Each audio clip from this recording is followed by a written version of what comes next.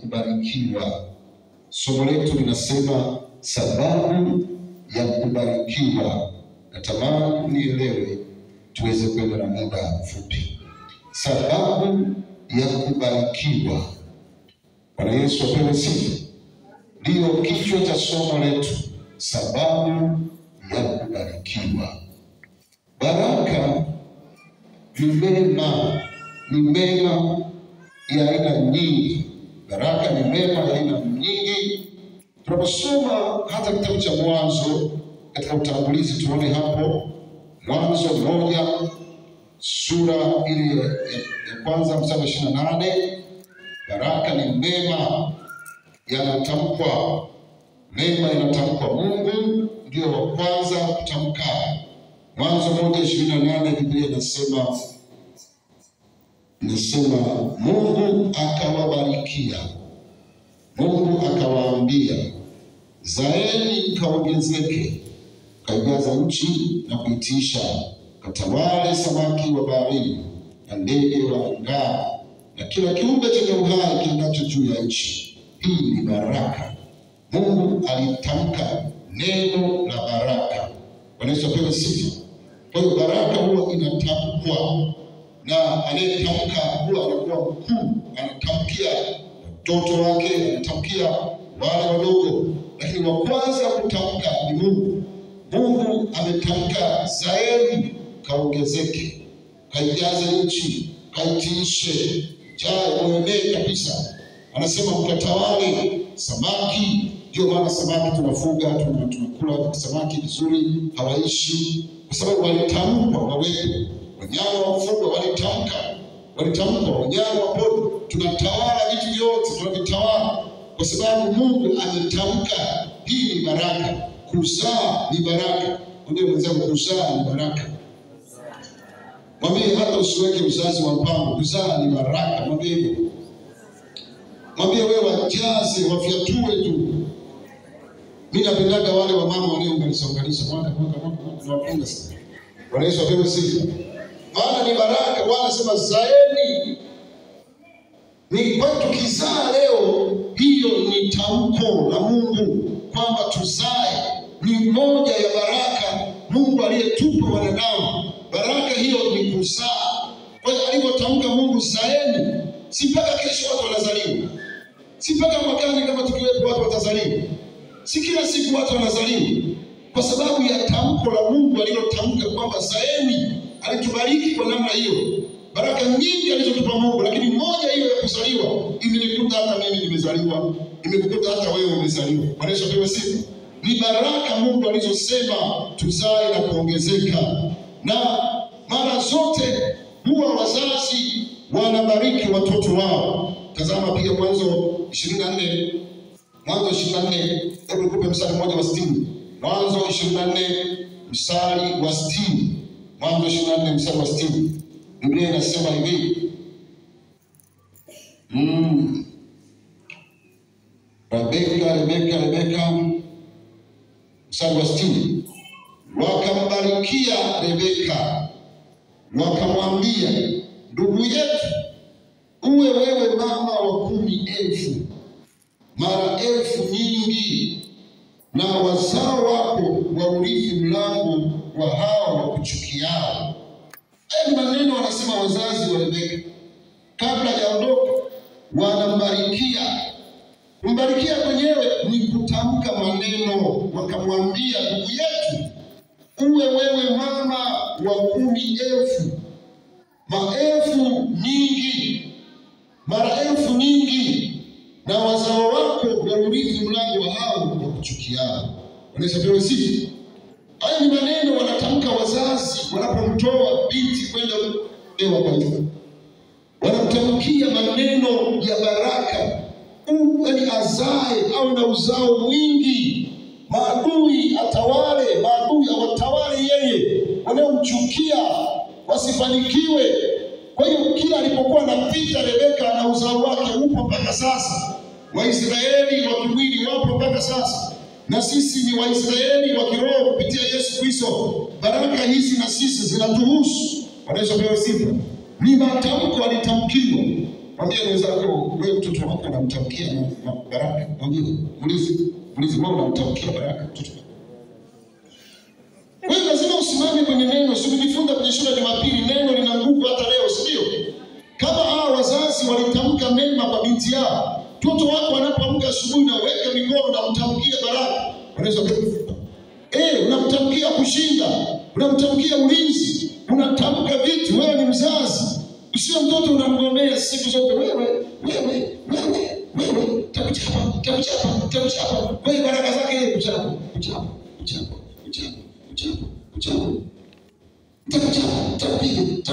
Takupiga. Wewe sio atakupiga. Wewe tamka vitu ndani mtoto uwe hivyo mwanangu. Uwe mzuri, uwe msikivu, na tamkia upendwe na walimu wako shuleni. Upendwe. Wanaweza kuwa sifa. Tamka vitu. Hebu mkono mwambie tamka vitu kwa watoto wako. Mwambie tamka. Mwambie usinyamaze. Wanaweza kuwa sifa. Kwa sababu Waebrania 7:7 inasema hivi, wala haikanushiki ya kuwa mdogo hubarikiwa na mkubwa. Waebrania 7:7. Haipingiki kwamba mdogo atabarikiwa na mkubwa. Sasa wewe ndio mkubwa, lazima ubariki familia yako, ubariki uzao wako. Na hata tunapokuja kanisani, hatuna kazi nyingine tuliyopewa na Mungu. Kazi kubwa ni kubariki watu wa Mungu. Wanaweza kupewa sifa.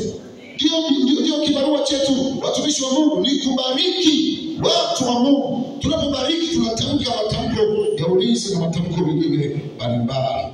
Wanaweza kupewa sifa. Somo letu, sababu za kubarikiwa. Tumeona baraka ni kitu gani? Ni mema ambayo yanatamkwa kwa Mungu kwetu, yanatamkwa kwa wakubwa, wazazi kwa watoto wao, na wewe pia unao uwezo wa kutamka baraka na zitakuwa. Wanaweza kupewa sifa. Tumeelewa maana ya baraka. Samueli wa kwanza sura ya 9.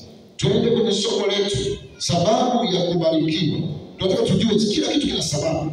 Sababu ya wewe kubarikiwa. Sababu wewe kwa nini kubarikiwa? Unabarikiwa sababu gani? Ndio swali ambalo tunataka kujibu mchana huu wa leo. Samueli wa kwanza sura ya 9. Samueli wa kwanza sura ya 9. Hebu nisome mistari miwili. Nisisome fungu lote. Kwa hiyo kwa nyumbani utasoma fungu lote. Samueli wa pili sura ya 9, nisome mstari wa kwanza. Alafu niruke nisome mstari wa 7. Biblia inasema hivi. Kisha Daudi akasema, je, amesalia mtu mmoja katika nyumba ya Sauli nipate kumtendea mema kwa ajili ya Yonathani?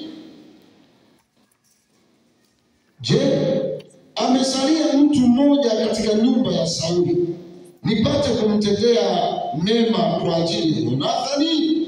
Swali Daudi anauliza. Akaambiwa yupo mtu huyo. Mstari wa 7.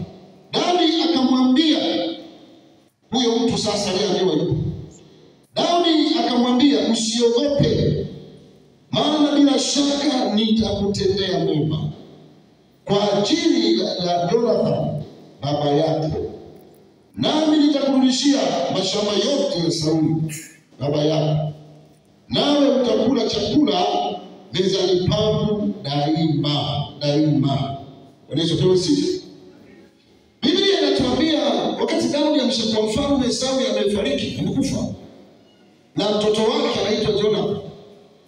Biblia inatuambia Jonathan alimpenda sana Daudi kama roho yake mwenyewe. Alimpenda Daudi kama roho yake mwenyewe. Ukisoma Samueli wa kwanza sura ya 20 kuanzia mstari wa kwanza, wewe soma habari za mtu huyo utaona. Biblia inasema kwamba Daudi na yeye alimpenda sana Jonathan mtoto wa Sauli. Daudi alikuwa anaenda kwa Sauli pale ikulu. Daudi alikuwa anaenda kupiga muziki pale. Alikuwa anatumwa, anakubali kutumwa, anaenda huko. Daudi alikuwa anaenda jeshini na yeye anaenda. Kwa hiyo Sauli alimfahamu, alikuwa ni kijana ambaye anajulikana pale kwa Sauli. Na Jonathan mtoto wa Sauli alimpenda sana Daudi kama roho yake mwenyewe. Umesoma Biblia unafahamu hizo habari. Biblia inatuambia hata waliapiana kwamba mimi sitakuja kuacha hata uzao wako. Na yeye anasema mimi sitakuja kukuacha wewe. Sauli anapanga mipango ya siri. Jonathan anapenya, anapeleka taarifa kwa Daudi, baba anataka kukuua, usije leo, usiende sehemu fulani, ametuma watu huko. Akamuokoa sana Daudi kwa mipango ya siri ya kukuua. Bwana msogeza. Amen. Lakini ikatokea Jonathan na baba yake Sauli walikufa siku moja kwenye vita. Daudi alilia sana, alilia mno, kamuombolezea rafiki yake. Lakini ndio hivyo tena, wamekufa kwenye vita wote wawili siku moja. Biblia inatuambia sasa Daudi ameshakuwa mfalme, hana vita tena na Jonathan, hana vita na Sauli tena, hana vita, amekalia kiti cha ufalme, hakuna adui tena anayemuudhi. Daudi ana wakati wa kutulia, sio wakati wa kukimbia, ule ulishaisha. Unajua kuna wakati amkini unakimbia, hautakimbia daima. Upo wakati wa kutulia, utakuja kwako. Upo wakati wa kutulia, unakuja kwako. Huyu ni Mungu ambaye haachi nyakati zote za kukimbia, haachi nyakati zote za kulialia. Huwa anabadilisha wakati. Ndio ndiye msema mchana huu leo, Mungu ambaye anabadilisha wakati, na atakubadilisha hata na wewe. Kuna wakati usiopenda, huu wakati utaisha. Wanaweza pewa sifa. Ndivyo alivyo, habadiliki, yuko hivyo. Ni Bwana wa namna hiyo. Daudi angekuwepo leo kumwambia nililia sana, machozi yalimwagika sana, mwambie nimekoswa kuuawa sana. Daudi alifika wakati anasema nimebaki hatua moja kati yangu mimi na mauti. Hatua moja tu, alidhani kwamba anakufa. Baada ya hatua moja tu atakufa, alifikiri hivyo kwa ajili ya wakati mgumu aliopitia. Lakini Bwana amebadilisha wakati. Hebu mshangilie Yesu, maana anapenda kubadilisha wakati wako. Wakati utapenda kubadilika, maana tuna Mungu yule aliyefanya wakati ule anaenda kufanya sasa. Bwana Yesu apewe sifa.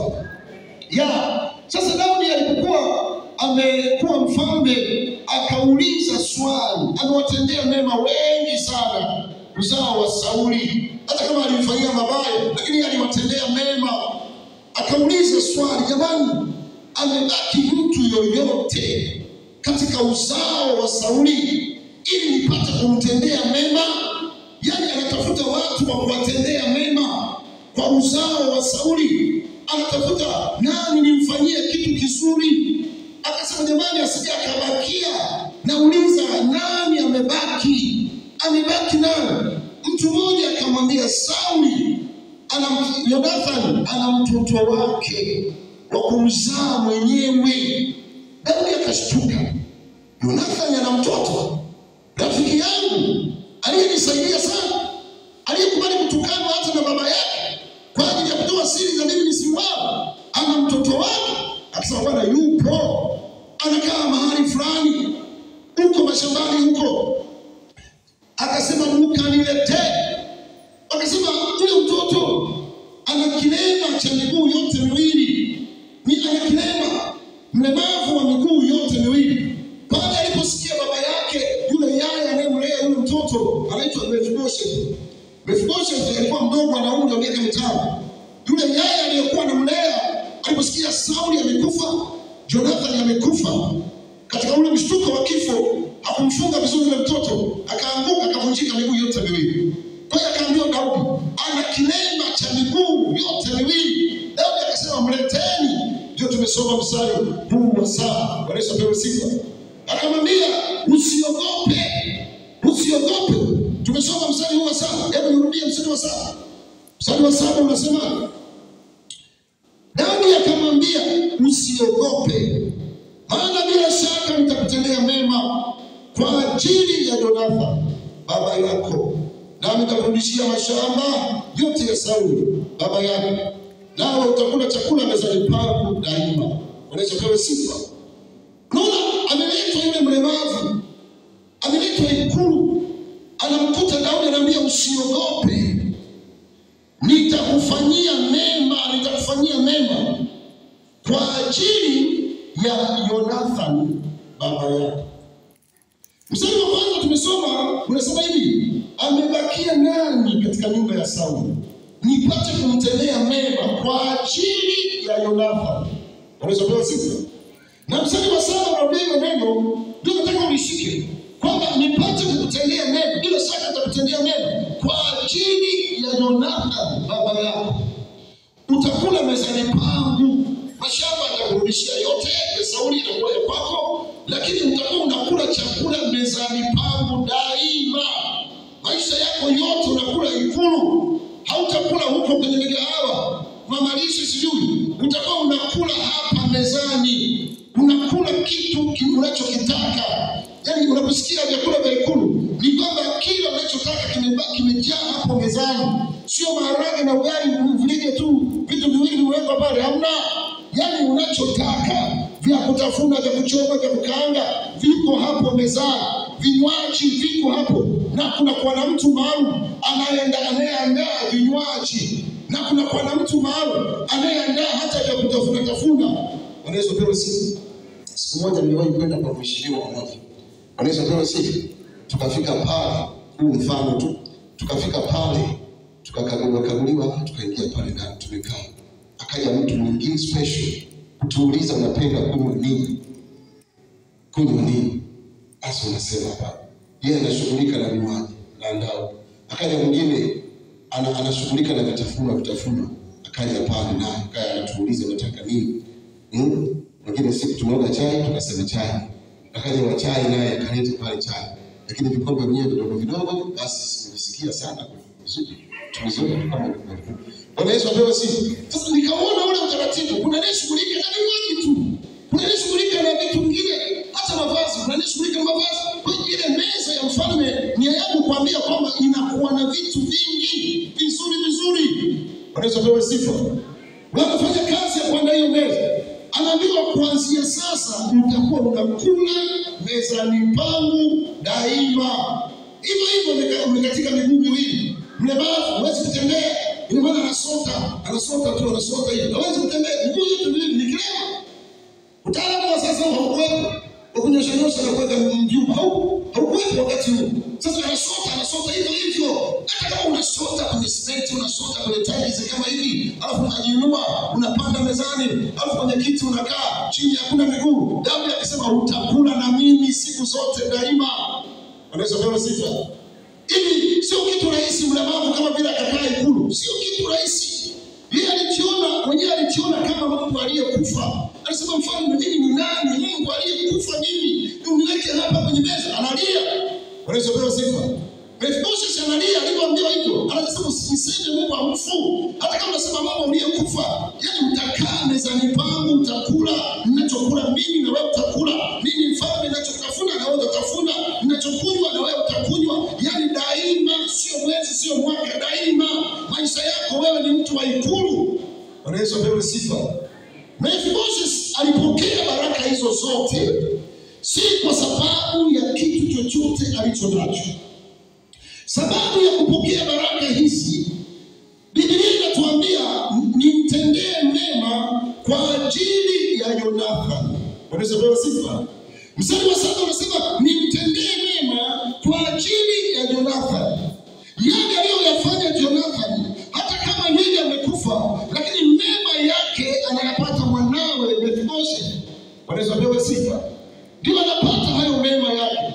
Kwa hiyo sababu ya kubarikiwa kwake huyu mlemavu Mefiboshethi ni kwa sababu ya kile alichokifanya Yonathani. Kinampa haki ya kukaa Ikulu. Kinampa haki ya kupokea baraka zote. Kinampa haki ya kuonekana miongoni mwa watu muhimu, yeye yupo. Lakini si kwa sababu ya yeye, ni kwa sababu ya kazi aliyoifanya baba yake Yonathani. Bwana Yesu apewe sifa. Hii ndio sababu ya kubarikiwa kwake Mefiboshethi. Sasa leo sababu yetu mimi na wewe ya kubarikiwa, baraka za aina nyingi. Kuna kubarikiwa kupewa vitu, kubarikiwa kwa uponyaji, kubarikiwa kwa kuinuliwa, kubarikiwa baraka zote za rohoni hata za mwilini, baraka zote. Sababu ya kubarikiwa ni moja tu. Bwana Yesu apewe sifa. Moja tu. Mwambie mwenzako sababu ni moja tu ya wewe kubarikiwa. Bwana Yesu apewe sifa. Tunasoma Wagalatia sura ya 3. Wagalatia sura ya 3. Wagalatia sura ya 3 mstari ule wa 13 na mstari wa 14. Wagalatia sura ya 3 mstari wa 13 na mstari ule wa 14. Biblia inasema hivi: Kristo alitukomboa katika laana ya torati, kwa kuwa alifanywa laana kwa ajili yetu. Maana imeandikwa, amelaaniwa kila mtu angipaye juu ya mti, ili kwamba baraka ya Ibrahimu iwajilie mataifa katika Yesu Kristo, tupate kupokea ahadi ya Roho kwa njia ya imani. Onyesha pewe sifa. Biblia inatuambia Kristo alitukomboa katika laana ya torati. Hapa anasema ili baraka ya Ibrahimu itujie mimi na wewe kupitia Yesu Kristo. Tunaposoma Biblia kwenye kitabu cha Kumbukumbu la Torati, uone hiyo laana ya torati, mabaya yaliyoandikwa kwenye torati. Ndio maana ya laana ya torati, yaani mabaya yaliyotamkwa kwenye torati. Soma Kumbukumbu la Torati kwanza 21 mstari wa 18 uweze kuona. Kumbukumbu la Torati 21 mstari wa 18 hadi mstari ule wa 20. Kumbukumbu la Torati 21:18. Nataka tuone hapa. Bwana Yesu apewe sifa. Muulize mwenzako umechoka? Muulize umechoka kwa? Ndio bwana tumeanza sasa hivi. Bwana Yesu apewe sifa. 21 mstari wa 18. Ndio usichoke kula. Hapa ndio tunakula chakula. 21:18. Mtu akiwa na mwana mkaidi, mshupavu, asiyetii sauti ya baba yake wala sauti ya mama yake, nao wajapomwadhibu hawasikizi, ndipo babaye na mamaye na wakamate na kumpeleka kwa wazee wa mji wake katika lango la mahali pake, wawaambie wazee wa mji wake, huyu mwana wetu ni mkaidi, mshupavu, hasikizi sauti yetu, ni mwasherati, tena ni mlevi. Waume wote wa mji wake na wamtupie mawe afe. Ndivyo utakavyouondoa uovu katikati yao, na Israeli wote watasikia na kuogopa. Unasopewa sifa. Torati inasema ukiwa na mtoto mkaidi, huyo mtoto hakusikilizi. Laana ya torati inasema kwenye Torati, sikiliza. Mtoto yule hakusikilizi, mkaidi, mshupavu, mwadhibu, hakusikii. Huyo mtoto mpeleke kwa wazee wa mji, ukaeleze tabia zake. Alafu watu wachukue mawe, wamtupie, wampige mpaka afe. Ili uovu ndio uondoke kwa namna hiyo. Si unaweza kuona torati inavyosema? Si unaona torati inavyoagiza?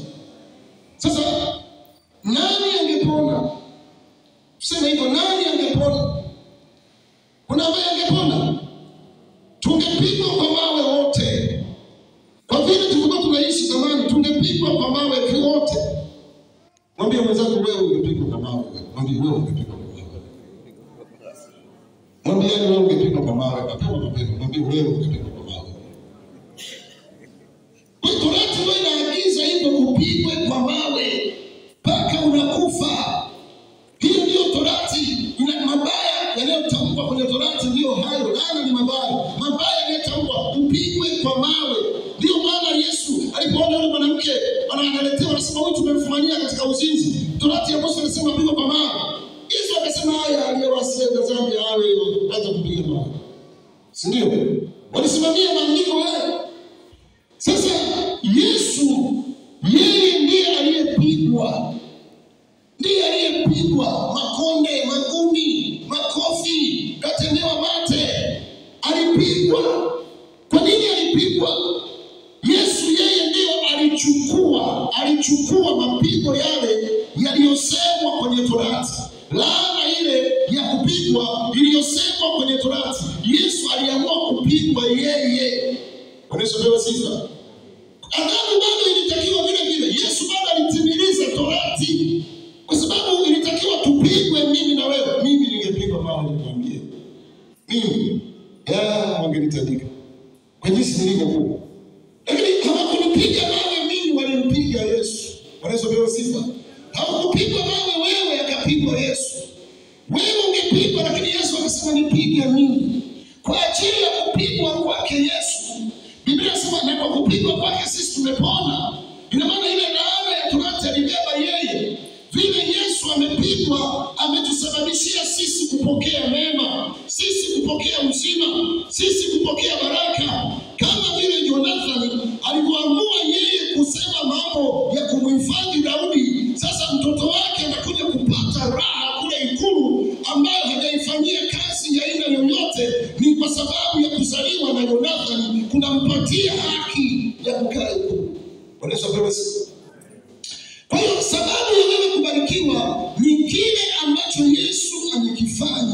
ajili yako. Bwana Yesu apewe sifa. Mwambie mwenzako hiyo ndio sababu kubwa ya kubarikiwa kwako. Mwambie hiyo. Bwana Yesu apewe sifa. Maana unapoendelea kusoma hapa chini, Kumbukumbu la Torati 21 mstari 22 inasema, ikiwa mtu ametenda dhambi ipasayo kufa, akauawa, nawe utamtundika juu ya mti, mzoga wake usikae usiku kucha juu ya mti, lazima utamzika siku hiyo hiyo. Ndio maana Yesu alizikwa siku ile ile. Ndio maana Yesu alitundikwa juu ya mti. Yeye hakufanya dhambi, bali alibeba dhambi zangu na dhambi zako. Bwana Yesu apewe sifa. Kwa hiyo alitundikwa. Kile ambacho Torati ilidai kifanyike, Yesu alikifanya. Kama watu waovu walikuwa wanatundikwa, Yesu akasema na mimi nitundikwe. Kama walikuwa wanapigwa, akasema na mimi nipigwe, ili mtu yule asipigwe, ili kwa kupigwa kwake Yesu iwe sababu ya wewe kuwa mzima. Bwana Yesu apewe sifa. Iwe sababu ya wewe kuinuliwa, iwe sababu ya wewe kubarikiwa. Kwa hiyo hubarikiwi kwa sababu nyingine yoyote. Baraka zako zipo kwa sababu ya kile alichokifanya Yesu. Bwana Yesu apewe sifa. Lazima ujue sababu ya kubarikiwa, na ukijua usiwe na wasiwasi. Hubarikiwi kwa sababu fulani eti amesema atakupa kitu fulani. Hapana. Baraka zako zipo na zitakuja kwa sababu ya kazi aliyoifanya Yesu. Mefibosesi ni mlemavu, amekunjika miguu, lakini anakaa Ikulu sio kwa sababu yake, kwa sababu ya kile alichokifanya baba yake Jonathan. Kile alichokifanya Yesu na wewe kinakupa haki. Zaidi ya haki aliyoipata Mefibosesi, wewe una haki. Lazima utambue haki zako. Mwambie mwenzako, tambua haki zako leo. Mwambie tambua haki zako. Mwambie usikae kinyonge. Mwambie sio kwa nguvu zako, sio kwa bidii yako.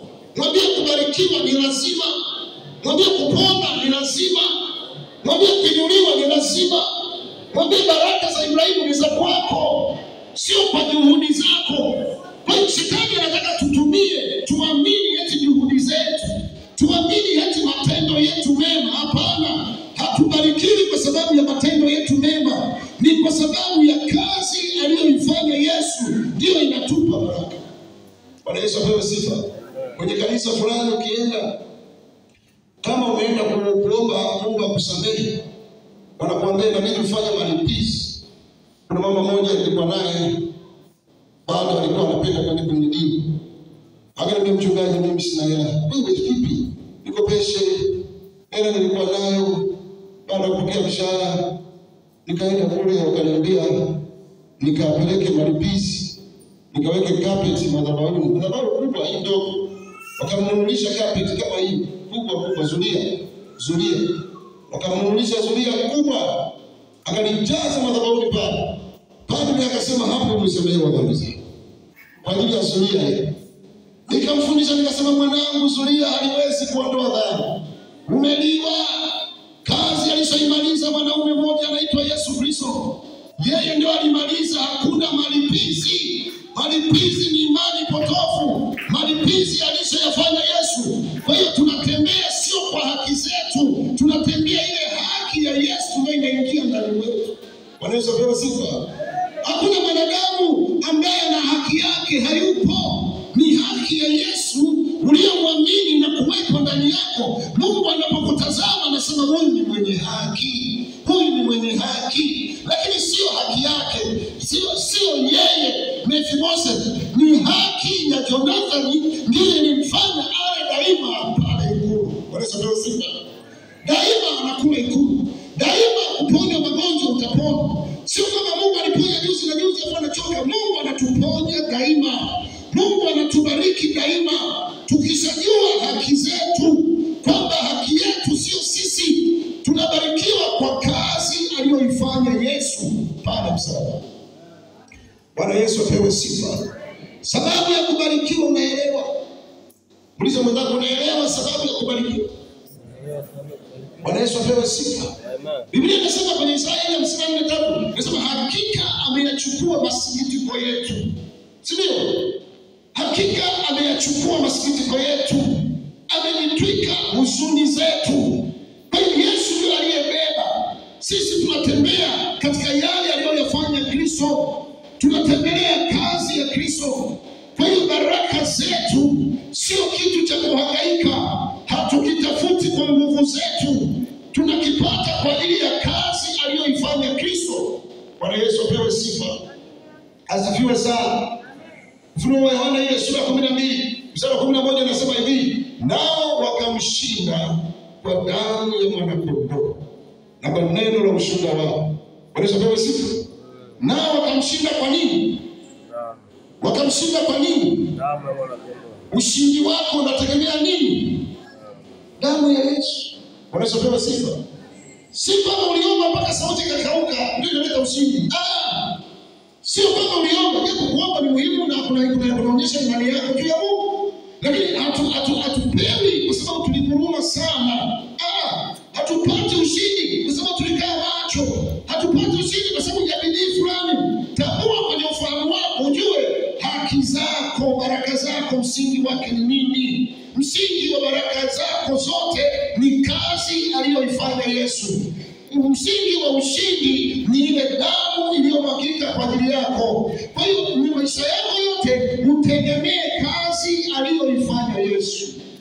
Unaweza kuwa sifa. Mwambie tena jirani yako, tegemea kazi aliyoifanya Yesu. Mwambie ninafuta mategemeo mengine yote. Mwambie naachia tegemeo hili. Na hapa ndipo Ibilisi anapotukamata. Anapotukamata tunasahau alichokifanya Kristo. Tunaweza kujiona, ukajiona ni dhaifu, ukajiona utashindwa, ukajiona unapima, unapambana na adui kwa kutumia nguvu zako. Hapana. Kile alichokifanya Yesu ndicho kinachokupa ushindi. Wanaweza pewa sifa. Tunakwenda pamoja. Wewe unaposema mimi ni mwenye haki, haki yako ni ile ambayo Kristo ameweka ndani yako. Yeye pekee ndiye mwenye haki. Kwa hiyo tunatembea na ile haki yake Kristo. Tunatembea na ule uzima wake Kristo. Tunatembea na ile nguvu yake Kristo. Yeye alitupatia uponyaji. Yeye alitupatia kuinuliwa. Yeye alitupatia kubarikiwa. Kwa hiyo baraka zetu zinategemea, msingi wake ni kazi aliyoifanya Kristo pale msalabani. Bwana Yesu apewe sifa. Kwa hiyo sababu ya kubarikiwa lazima uiweke kwenye ufahamu wako kwamba mimi ninapenda kushinda hii kitu. Ninashinda si kwa nguvu zangu. Kuna damu ilimwagika ili udai ushindi. Damu ya Yesu inadai ushindi. Bwana Yesu apewe sifa. Mimi naona ushindi kwako sio kwa sababu ya jitihada zangu, kwa kazi aliyoifanya Kristo. Mimi naona kuinuliwa kwako sio kwa sababu ya bidii yako. Bidii inatakiwa sawa, lakini utainuliwa kwa sababu ya kazi ya Kristo aliyoifanya.